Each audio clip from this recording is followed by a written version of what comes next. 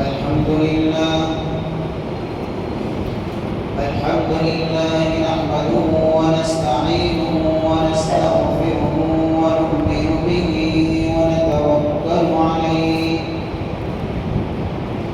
ونعوذ بالله من شرور أنفسنا ومن سيئات أعمالنا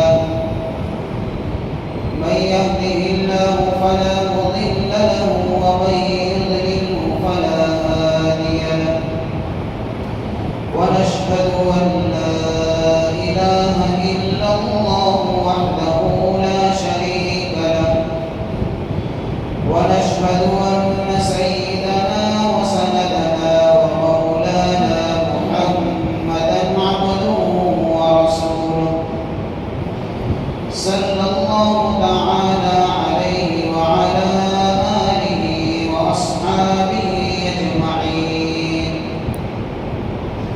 أما بعد فأعوذ بالله من الشيطان الرجيم بسم الله الرحمن الرحيم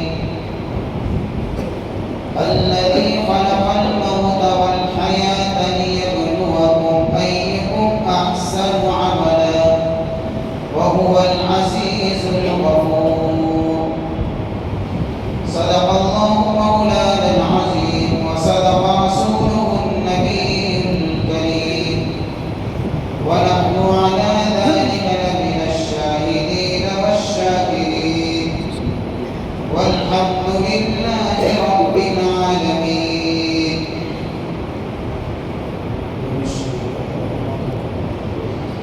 اللهم صل على سيدنا محمد النبي الأمي وعلى آله وبارك وسلم اللهم صل على سيدنا محمد النبي الأمي وعلى آله وبارك وسلم اللهم صل على سيدنا محمد النبي الأمي وعلى آله وبارك وسلم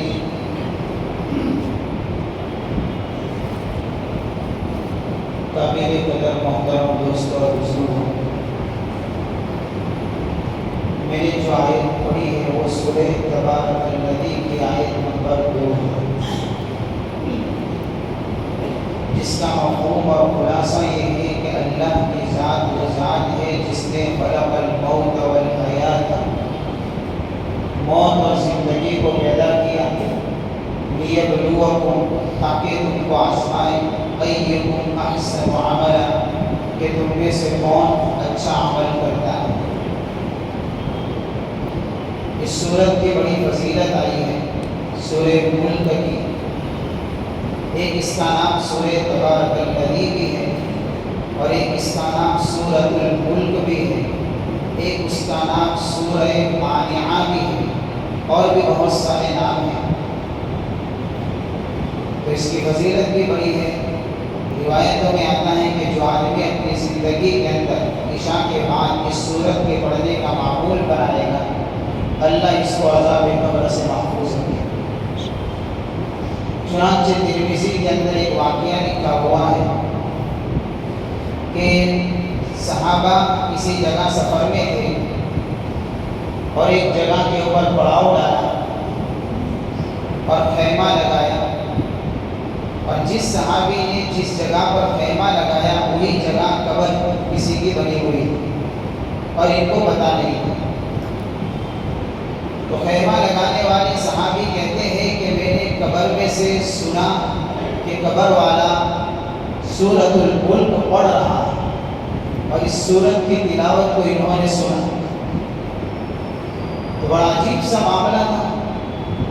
آپ علیہ السلام کے پاس اس بات کو لے کر پہنچے تو حضور پاک صلی اللہ علیہ وسلم نے فرمایا کہ یہی وہ سورت ہے جو بندے کو عذاب قبر سے بچاتی ہے، اور آپ نے اس کو نام دیا سورہ منجیہ، نجات دینے والی سورت۔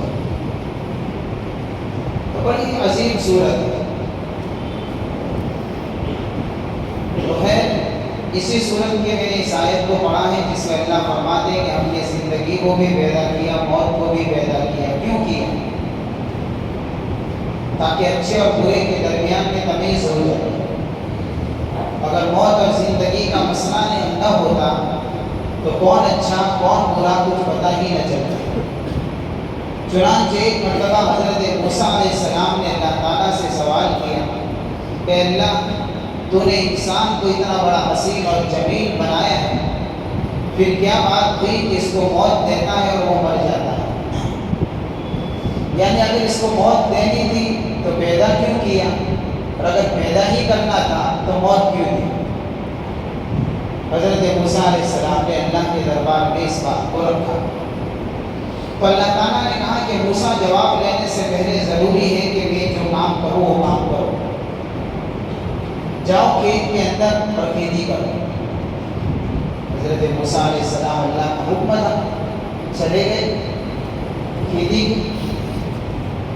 اچھی طریقے سے فصل تیار ہو گئی، کاٹنے کا وقت آ گیا۔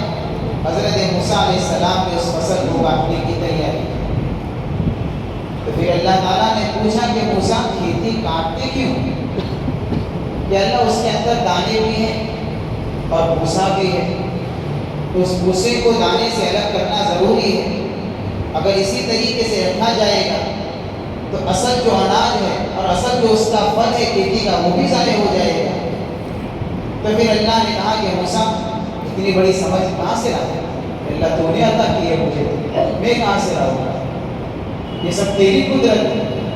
تو پھر اللہ نے حضرت موسیٰ علیہ السلام سے کہا کہ موسیٰ سنیے، ہم نے موت اور زندگی کو اسی لیے پیدا کیا ہے کہ اگر موت اور زندگی کا سلسلہ چلتا رہے گا اور موت آئے گی تو موت کے ذریعے سے اللہ اچھی روحوں کو الگ کرتا ہے اور جنت میں بھیجتا ہے، اور بری روحوں کو الگ کرتا ہے اور ان کو جہنم میں بھیجتا ہے۔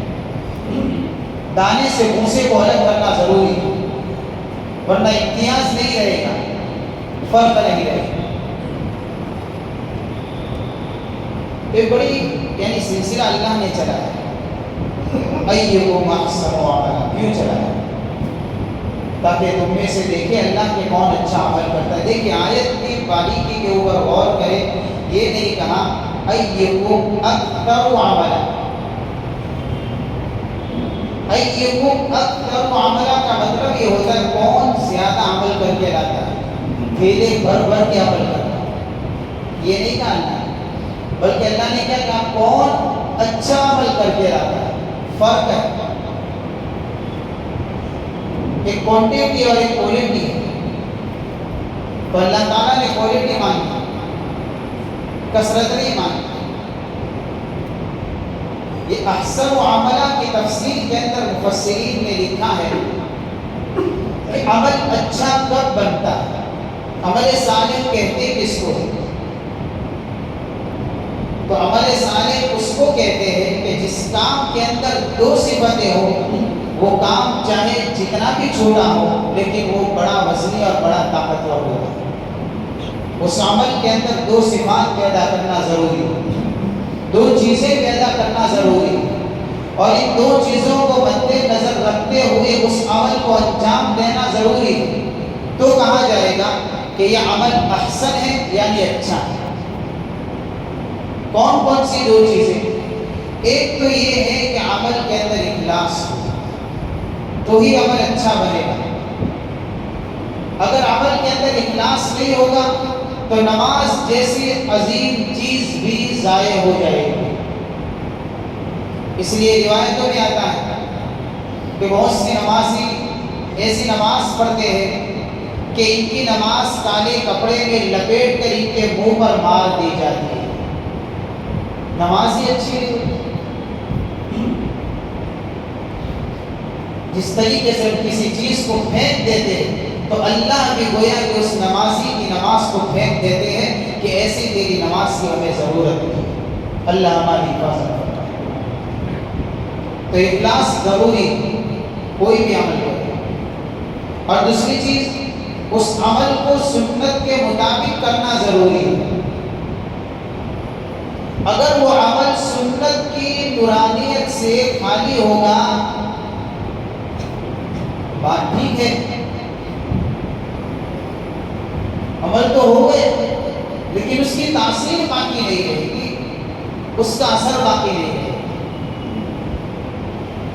عمل کے اثر کو برقرار رکھنے کے لیے اس عمل کو سنت کی لڑی میں پیرونا ضروری ہے، تو ہی پھر وہ نماز برائی سے اور فحش کاموں سے اور منکرات سے روکے گی۔ ہماری نماز برائیوں سے اس لیے نہیں روکتی کہ اس نماز کے اندر سے ہم نے سنتوں کو روانہ کر دیا، آج نماز تو رہی لیکن وہ بے جان نماز ہو گئی۔ اس لیے نماز کا اثر ہمیں کچھ اتنا نظر آتا نہیں۔ تو احسن عمل ان دو چیزوں سے بنتا ہے، مثالیں بہت ساری ہو سکتی ہے، لیکن میں بات آگے کرنا چاہتا ہوں کہ جس عمل کے اندر یہ دو چیزیں ہوں، اخلاص اور سنت ہو، تو کہا جائے گا ایکم احسن عملا، کون ہے تم میں سے جو بہترین عمل کرے اور اچھا عمل کرے۔ اور جب عمل اچھا ہو جاتا ہے تو پھر اس کے اثرات زندگیوں میں بھی مرتب ہوتے ہیں، پھر اس کے اثر نظر آتا ہے، پھر اس کے نتائج نظر آتے ہیں، پھر اس کے فوائد نظر آتے ہیں۔ کبھی کبھار ایسے فوائد ہوتے ہیں کہ اس کو محسوس نہیں ہوتا، لیکن ایک عمل کی برکت ہوتی ہے، اور کبھی کبھار اس عمل کا اثر اتنا ظاہر اور کھل کر آتا ہے کہ وہ آنکھوں سے دیکھتا بھی ہے کہ میں نے یہ نیک کام کیا، اس کا بدلہ اللہ نے مجھے اتنا بڑھا دیا۔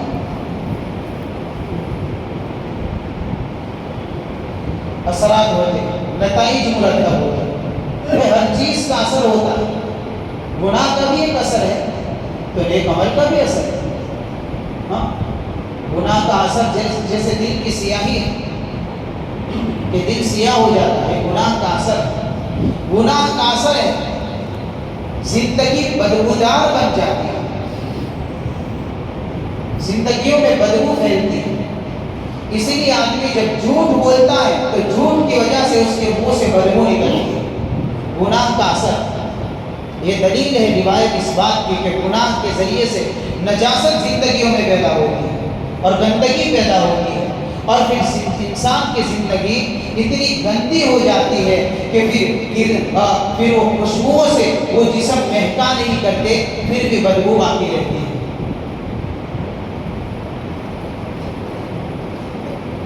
گناہ کا اثر باقی رہتا ہے۔ اسی طریقے سے اعمال کا بھی اثر ہے کہ نیک عمل اگر نیک عمل ہے تو پھر اس کا اثر اس کو ملے گا، اس کا نتیجہ وہ دیکھے گا۔ کتنے اثرات ہیں کہ بہت سارے، لیکن چند باتیں آپ کے سامنے اس میں رکھ دو، چند اثرات آپ کے سامنے رکھ دو کہ نیک عمل کا فائدہ کیا، اعمال صالحہ کے ثمرات کیا ہوتے ہیں، اس کے نتائج کتنے بہترین ہوتے ہیں، اس کے پھل کتنے بہترین ہوتے ہیں۔ چنانچہ ایک اثر یہ کہ جب کوئی بندہ اپنی زندگی کو اعمال صالحہ سے مزین کرتا ہے اور اپنے آپ کو نیک عمل سے سنوارتا ہے، تو پہلا اثر یہ ہوتا ہے کہ رب سے ٹوٹا رشتہ جڑ جاتا ہے اور اللہ سے اس کی دوستی ہو جاتی ہے۔ بھائی دنیا میں لوگ بڑے بڑے لوگوں سے دوستیاں کرتے ہیں، ہم نے کبھی سوچا کہ ایک دوستی تو وہ ہے جو رب سے بھی تو ہونی چاہیے؟ ہاں، اللہ سے دشمنی کر کے کائنات کو دوست بنا لیجئے، ایک بھی دوست آپ کے کام میں نہیں آئے گا۔ کسی کی دوستی فائدہ نہیں دے گی، اور ہر ایک کی دوستی میں خود غرضی چھپی ہوئی ہے۔ لوگ دوستیاں کرتے ہیں اپنے مطلب پورا کرنے کے لیے، رب دوستی کرتا ہے بندے کا مطلب پورا کرنے کے لیے کہ تیری ضرورتیں پوری ہو، مجھ سے رشتہ جوڑ، مجھے تیری ضرورت ہے۔ خالق کی دوستی الگ ہے، مخلوق کی دوستی الگ ہے۔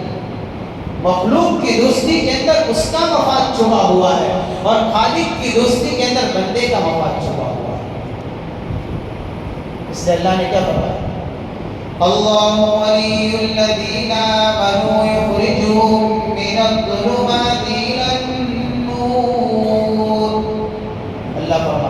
اللہ ان لوگوں کا دوست ہے، ایمان لائے اللہ ان کا دوست ہوتا ہے، ان کی دوستی تو صدق رب سے ہوتی ہے، اور جب اللہ سے دوستی ہوتی ہے تو پھر کیا ہوتا ہے؟ پھر اللہ کے نبی صلی اللہ علیہ وسلم نے ارشاد فرمایا کہ پھر جو بندہ اللہ سے دوستی بنا لے تو اللہ تعالیٰ اعلان فرماتے ہیں کہ جو میرے دوست سے لڑے اس سے میں لڑوں گا،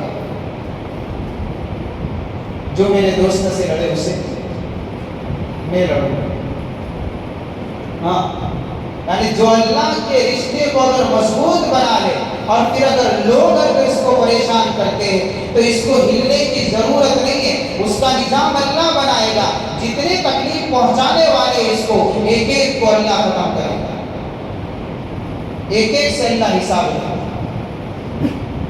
اس لیے کہ تکلیف کس کو پہنچائی ہے؟ اللہ کے دوست کو تکلیف پہنچائی ہے۔ تو ہم دیکھتے ہیں دنیا میں کوئی دوست کسی دوست اور کسی کے یعنی کہ دوست کو اگر کوئی تکلیف پہنچا دے تو دوستوں کا پورا جھوٹ آ جاتا ہے کہ تم نے اس کو مارا کیوں؟ سارے دوست مل جاتے ہیں، وہاں تو وہ اکیلا ہی کام ہے۔ کائنات چاہے دوست بن جائے، اگر تم نے رب کے دوست کو تکلیف پہنچائی ہے تو ایک اللہ ہی کافی ہے۔ تو میری طرف سے اعلان جنگ، وہ اللہ کا اتنا محبوب بندہ بن جاتا ہے کہ پھر اللہ تعالیٰ اس کی مقبولیت، اس کی محبوبیت اور اپنے سے جو دوستی کے اس دوستی کا اعلان اللہ روئے زمین پر کرتے ہیں۔ ان الذين آمنوا وعملوا الصالحات سيجعل لهم الرحمن ودا۔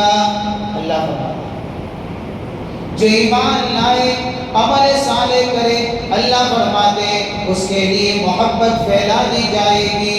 انسان تو محبت کریں گے، جانور بھی محبت کرنے لگیں گے۔ اثر اعمال کا اثر۔ آج ہمیں سمجھتے کہ ہم نیکی کرتے کچھ نظر تو نہیں آتا، نظر نہیں آتا ایسا نہیں، ہمیں احساس نہیں ہے، ہاں ہمیں پتا نہیں ہے کہ اس کے فوائد کیا کیا ہم لے رہے ہیں، اور بہت سارے واقعات بھی اس کے اوپر ہیں کہ جو لوگ جنہوں نے اللہ کے دوستوں کو تکلیف پہنچائی ہے تو اللہ نے ان سے حساب باقیات کا وقت نہیں۔ ایک عمل تو یہ یعنی ایک عمل کا اثر تو یہ کہ اللہ سے دوستی ہو جائے۔ دوسرا اثر نیک اعمال کا کیا ہے؟ اللہ اس کو حیات طیبہ عطا فرمائے، پاکیزہ زندگی اللہ عطا فرمائے۔ من عمل صالحا من ذکر او انثى وهو مؤمن فلنحيينه حیاتا طیبہ۔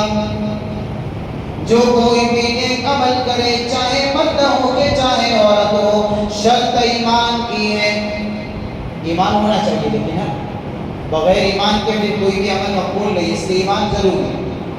جو کوئی بھی نیک عمل کرے، چاہے مرد کرے چاہے عورت کرے، چاہے امیر کرے چاہے غریب کرے، کوئی بھی کرے، اللہ کے یہاں دنیاوی حسب نسب کا ویلیو نہیں، بس اللہ نیک عمل چاہتے ہیں۔ محل میں رہنے والا کرے کہ جھونپڑے میں بسنے والا کرے، کوئی کالا نیک عمل کر کے دے، کوئی گورا نیک عمل کرے، کوئی بھی کرے، اللہ کو تو عمل دکھا ہمارے ساتھ۔ وہو مؤمن، شرط یہ کہ ایمان، تو کیا ملے گا؟ فَلَنُحْيِيَنَّهُ حَيَاتًا طَيِّبَةً، اللہ پاکیزہ زندگی عطا فرمائیں گے۔ یہ حیات طیبہ کیا چیز ہے؟ مفسرین نے اس کی تفسیر میں بہت ساری باتیں لکھی ہے کہ حیات طیبہ کہتے کس کو ہے۔ میں حیات طیبہ کے اوپر 4-5 باتیں آپ کے سامنے رکھتا ہوں مختصر، کہ پاکیزہ زندگی کا مطلب کیا؟ اس لیے کہ بہت سی مرتبہ ایسا ہوتا ہے کہ پاکیزہ زندگی کا مطلب یہ ہم یہ سمجھتے ہیں کہ نیک عمل کرے تو ہم جو چاہیں گے وہ ہو۔ تو بھائی ہم تو اپنی خواہشات پورا کرنا چاہتے ہیں، تو خواہشات پورا کرنا حیات طیبہ ہے؟ آدمی کی طبیعت تو گناہ کرنا چاہتی ہے، وہ حیات طیبہ ہے؟ حیات طیبہ ہے، اللہ نے اس کا وعدہ فرمایا تھا۔ کہتے کس کو ہے حیات طیبہ؟ اپنی مرضی کے پورا ہونے کا نام حیات طیبہ نہیں ہے، بلکہ حیات طیبہ کی ایک تفسیر کے اندر مفسرین نے یہ بات لکھی ہے کہ اللہ اس کو حلال رزق عطا فرمائیں گے، حلال راستوں سے، بغیر کسی پریشانی کے، عزت والی اللہ روزی دیں گے۔ یہ بھی حیات طیبہ ہے۔ کھانا حلال، لباس حلال، رہنا حلال، مکان حلال، گاڑی حلال، کاروبار حلال۔ یہ کم دولت ہے؟ اس سے بڑی دولت اور کیا چاہیے؟ حرام والی دنیا کے اندر اگر اللہ حلال کا راستہ کھولتے ہو تو یہ تو بہت بڑی دولت ہے۔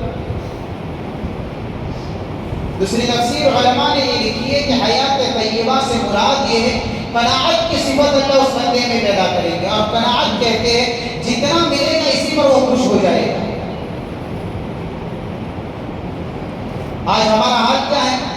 کروڑوں مل جائیں تو بھی ہم خوش نہیں ہیں، نہ امیر خوش ہے، نہ جھوپڑے میں رہنے والا خوش ہے، نہ وہ 100 پر خوش ہوتا ہے، نہ وہ لاکھوں پر خوش ہوتا ہے۔ بھئی دنیا میں ہے کون خوش ہے؟ کون خوش کہ وہ قناعت والا خوش ہے؟ اور اس کو ڈنڈے سے خوش نہیں کیا جائے گا۔ ایک تو کسی کو زبردستی خوش کیا جائے، ڈرا دھمکا کر کہ اب زیادہ مانگیں گے یا کچھ کریں گے تو حالات آئیں گے، یہ ہوگا، مارا جائے گا، پیٹا جائے گا، اب اتنے پر بس کر۔ تو دھمکی والی خوشی نہیں، دل کی خوشی، یہ اللہ کی۔ پھر اگر وہ 100 روپے بھی لے گا تو بھی خوش ہو جائے گا۔ قناعت، تھوڑے پر اللہ صبر دے گا اور اسی پر اس کا کام چلے گا۔ آج ہم دیکھ یہی ہو گئے، آج تو نہ زیادہ والا خوش ہے نہ کم والا خوش ہے، ہر کوئی پریشان ہے۔ خوشی ہے تمہیں کیا چاہیے؟ ہمارے صالح کریے تو حیات طیبہ ملے، خوشی تو یہاں چھپی ہوئی۔ اور ایک تفسیر یہ اللہ عبادت کی توفیق عطا فرمائے، اور یہ بھی بہت بڑی دولت ہے۔ نیکی کرنے کی توفیق کا مل جانا یہ بھی بہت بڑی دولت ہے۔ ہاں، ایک مرتبہ سبحان اللہ کہنا انسان اپنے پاور سے نہیں بولتا، یہ رب کے حکم سے بولتا ہے۔ اگر اللہ توفیق نہ دے تو بیت اللہ میں جا کر میں بار بار یہ جملہ کہا کرتا ہوں، اگر اللہ توفیق نہ دے تو بیت اللہ میں جا کر بھی نماز نہیں پڑھتا۔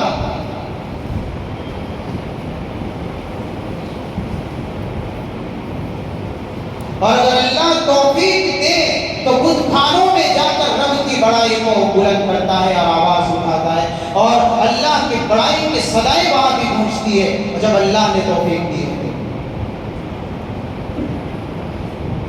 تو اللہ عبادت کی توفیق دیتا ہے اعمال صالحہ کی برکت سے۔ اور ایک تفسیر کیا ہے حیات طیبہ کی؟ اعمال کی مٹھاس ملتی ہے، یہ بھی ایک مستقل ایک چیز ہے۔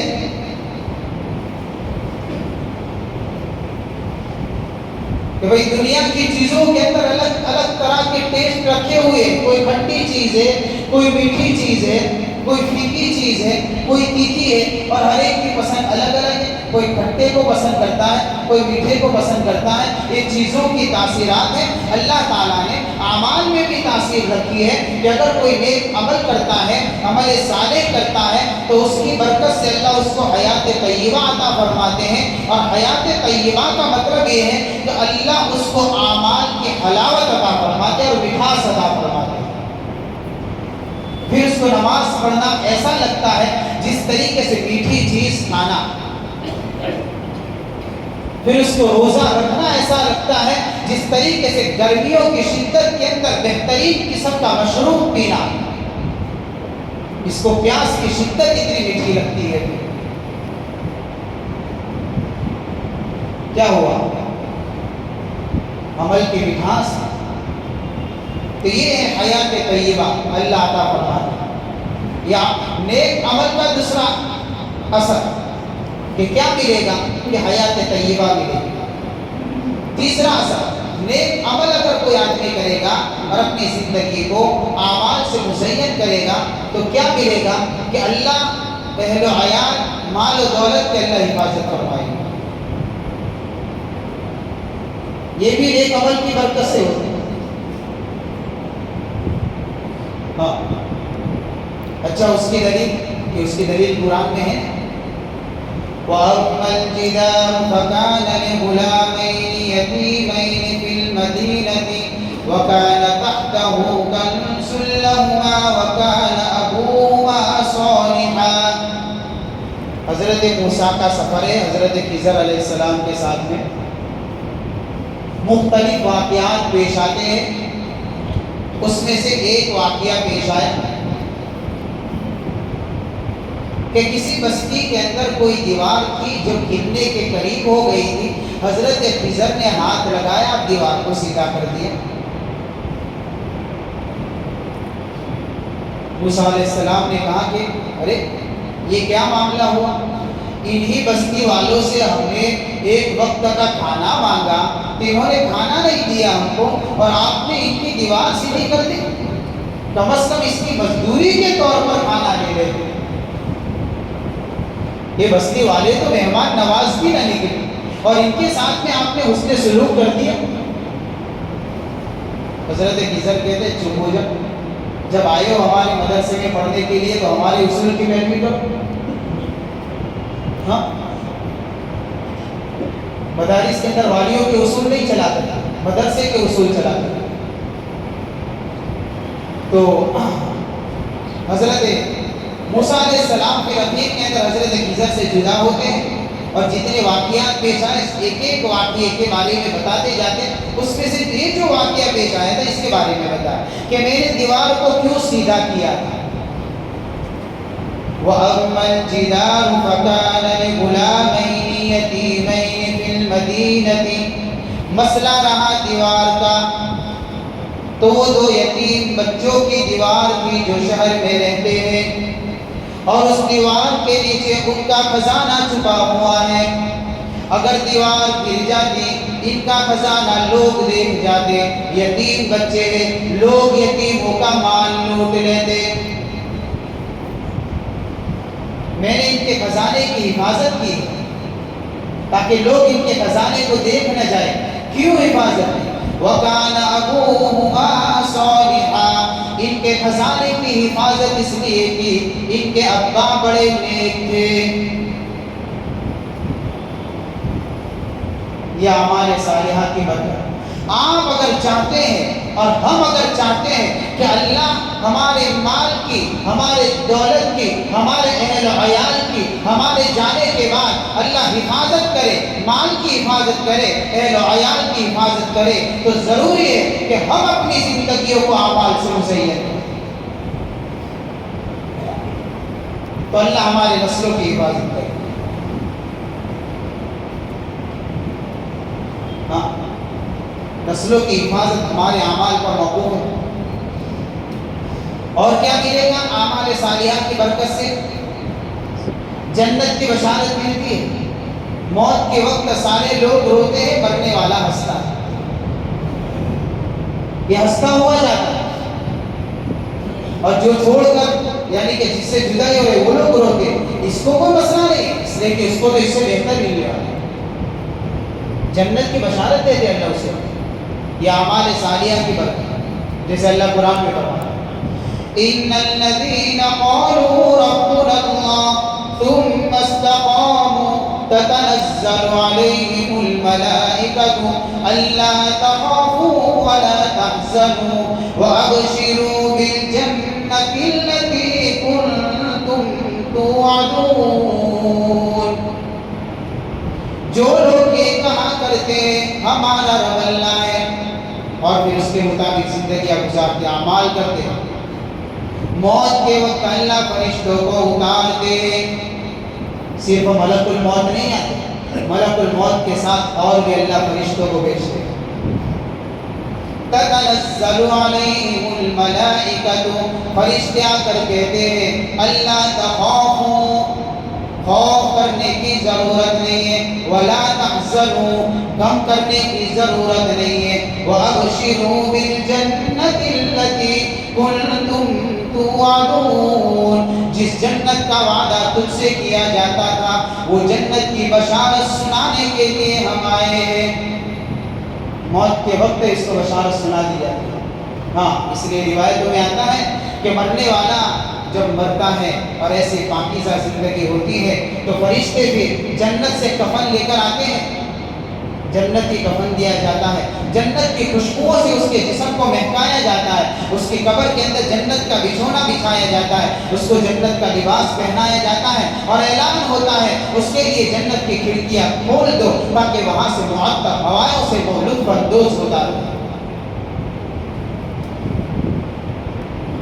یہ اعمال کی برکت ہے۔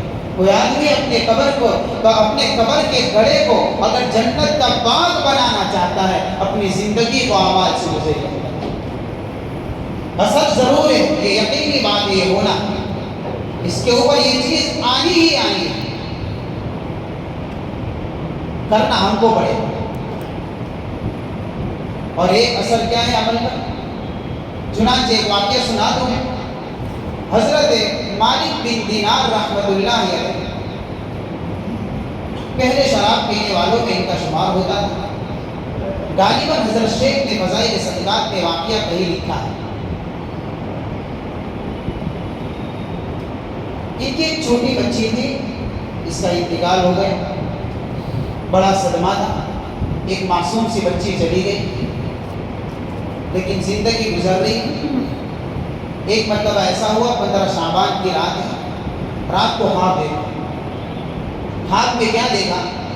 ایک اژدہا ہے جو پورا منہ کھولے ہوئے ایک دم پیچھا تھا اور یہ بچنے کے لیے بھاگ رہے آگے آگے، اور اژدہا ان کے پیچھے پیچھے جا رہا ہے۔ دوڑتے دوڑتے بہت ہی کمزور اور ضعیف قسم کے بزرگ نظر آتے ہیں، تو حضرت مالک بن دینار جو تھے انہوں نے اس بزرگ سے کہا کہ بھائی میری مدد کر دو، یہ سانپ میرے پیچھے پڑا ہے۔ بزرگ نے کہا میرے اندر تو اتنی طاقت نہیں ہے بھائی، میں خود کمزور اور ضعیف ہوں، تیری کیا مدد کروں گا، آگے جا، تیرا کوئی بچاؤ کا راستہ نکل جائے۔ تو وہاں سے بھاگے بھی، آگے جاتے ہیں تو کسی نے کہا واپس جاؤ، یہاں سے راستہ بند ہے۔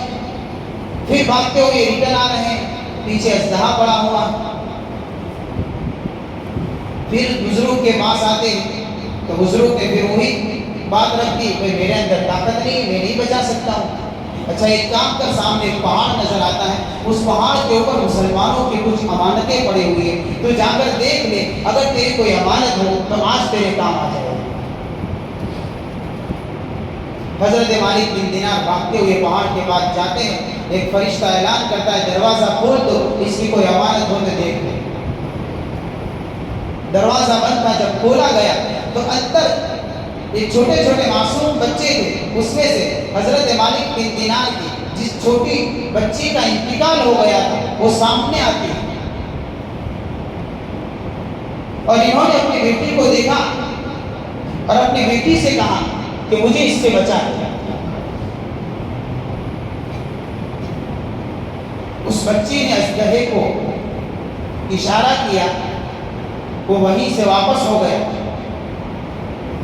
اور قرآن کی ایک آیت سنائی، أَلَمْ يَأْنِ لِلَّذِينَ آمَنُوا أَن تَخْشَعَ قُلُوبُهُمْ لِذِكْرِ اللَّهِ، کیا ایمان والوں کے لیے نہیں آیا وہ وقت کہ ان کے دل اللہ کے ذکر سے ڈر جائے؟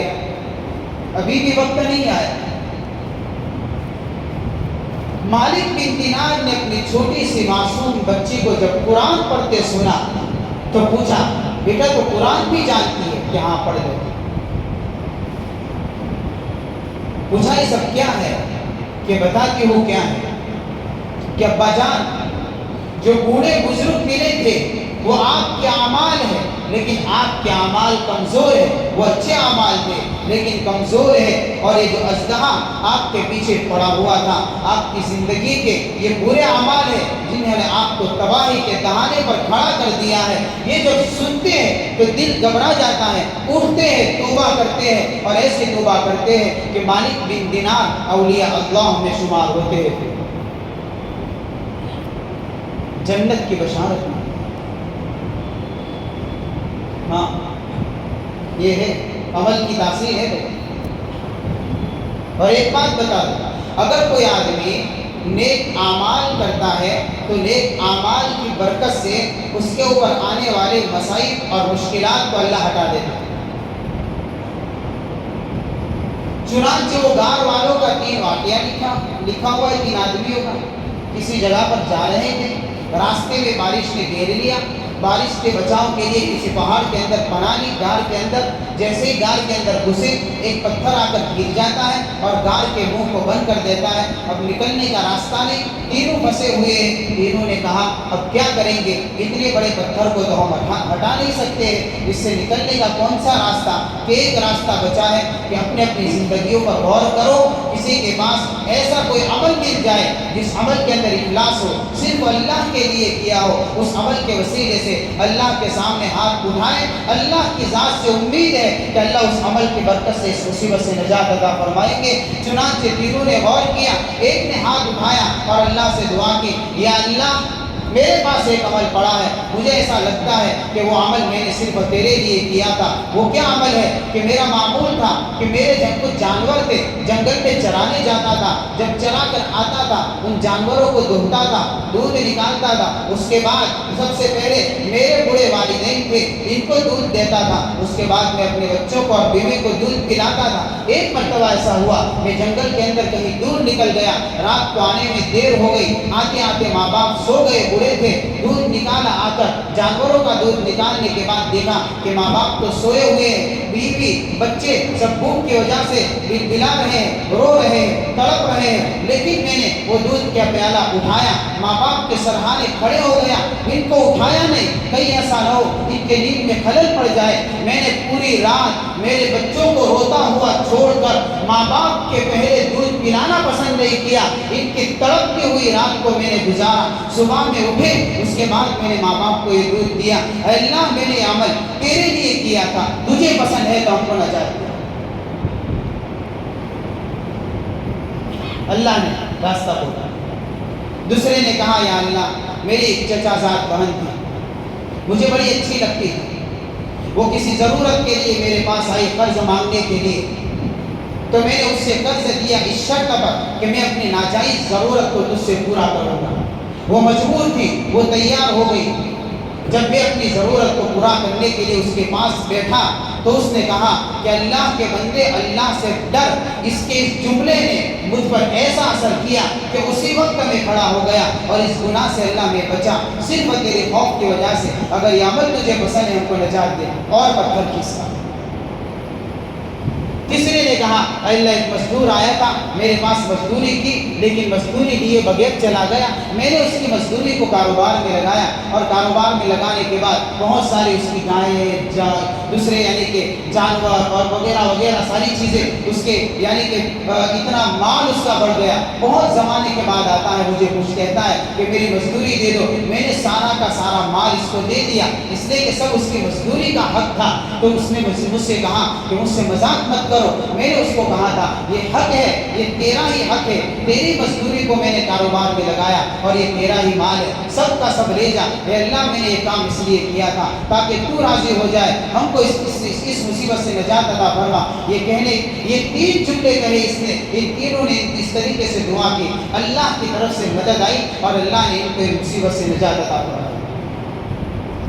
حالات کو اگر سدھارنا ہے، حالات کو اگر بدلنا ہے، آنے والی مصیبتوں کو اگر روکنا ہے، اپنے آپ کو اعمال پر کھڑا کرنا پڑے گا۔ یہ واقعہ ہم کو یہ سبق دے گا۔ وقت نہیں ہے ورنہ میں اور بھی وہ اعمال صالحہ کے کیا کیا اثرات ہیں وہ میں بتاتا۔ اللہ تعالیٰ ہمیں نیک اعمال کرنے کے توفیق عطا فرمائے۔ وآخر دعوانا ان الحمد للہ رب العالمین۔